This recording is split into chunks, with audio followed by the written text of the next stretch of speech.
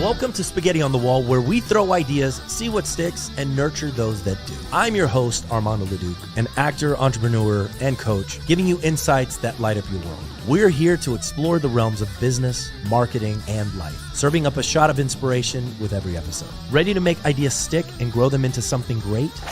Let's dive in. I've done this. Yeah.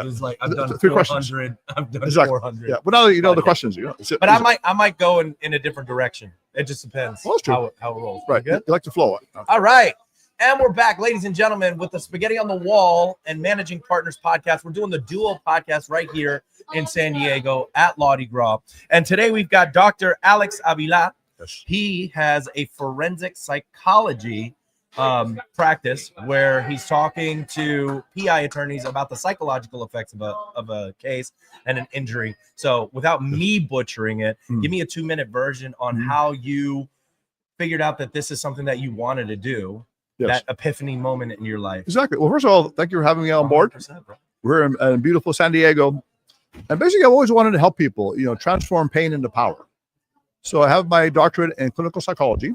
I started the practice Premier Forensic Psychology to help people that have been through trauma. People who've been in accidents, burn shootings, any kind of catastrophic injury, or even employment issues have suffered. So we do therapy, we do evaluations on a lean basis. I wrote a book called Psych PI, which is this book right here, which talks about how lawyers can work with psychologists and understand the hidden psychological damages. Because the idea that the body can heal, but the mind may take many years more to heal. Sure. Unless you get treatment. That's what people don't understand.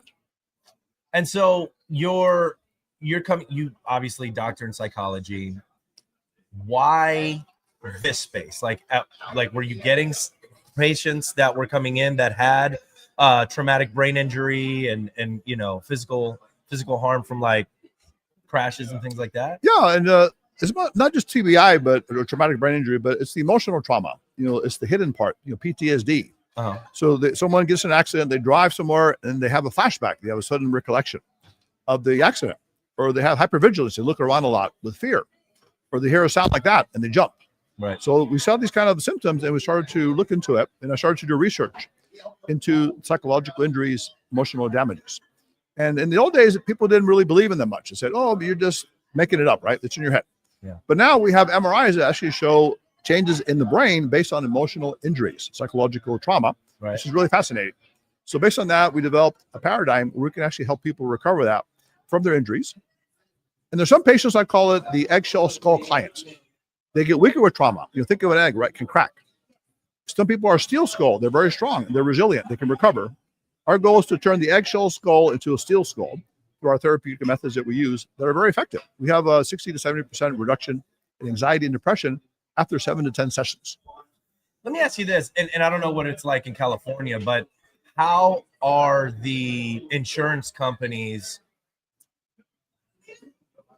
evaluating whether or not, I don't know how new this is, right? And like how you can infuse psychological damage into these cases. Well, yeah, we provide comprehensive evaluations. We evaluate the client through testing, psychosocial history. We document everything, and then we research previous conditions they may have had. Maybe they had diabetes or other traumas, and the new injury may have made it worse, re-aggravated it. Right. So we have everything documented, and that becomes a very credible and powerful document the court can use to settle the case or to adjudicate it. And the client becomes better as well, mentally, health-wise, and also the attorney has case value as well. So it's really a win-win situation. Yeah. The thing is, a lot of lawyers don't understand the value and power that psychology has in helping their case and their clients. And that's our goal here, is to educate people. Yeah. That the secret part is often stronger than what you see. Do you guys deal with like the neurological aspect of the damages too? No, we don't do that part. That's for a neurologist. Okay. But we do what's called TBI screening. We can look at cognitive functioning and then refer it out to a neuropsychologist if needed. So we handle the emotional, psychological side. That's called PTSD, depression, anxiety, things like that. So are you guys asking, not necessarily asking, but recommending as part of the settlement 2 or 3 years of therapy after the accident? I mean, how do you evaluate how much therapy they're going to need? It's a case-by-case basis. People may need X number of months, perhaps after the injury for recovery. Some people need less, some people need more. That's why it's such a fascinating thing. The mind is so intriguing, Right. that someone can have a fairly small impact, but have tremendous PTSD. Someone can have a very powerful impact and not have that as much. Right. So everyone's case by case. And the problem is that PTSD can be delayed for years. So you can have it even though you don't realize it. And then it may come up in a deposition, for example. You start talking about it, you kind of freak out, and then you need therapy at that point. But ideally, we get the case from the lawyers at the very beginning when people suffer the accident. That way we can evaluate and treat them as needed. So can you tell me a story of, and I know patient confidentiality, but maybe you can tell me a story of somebody that had came in and you guys were able to help them and get them a transformation of some kind. Yeah, we had a man who was a very serious truck accident. He was semi-paralyzed for a period of time.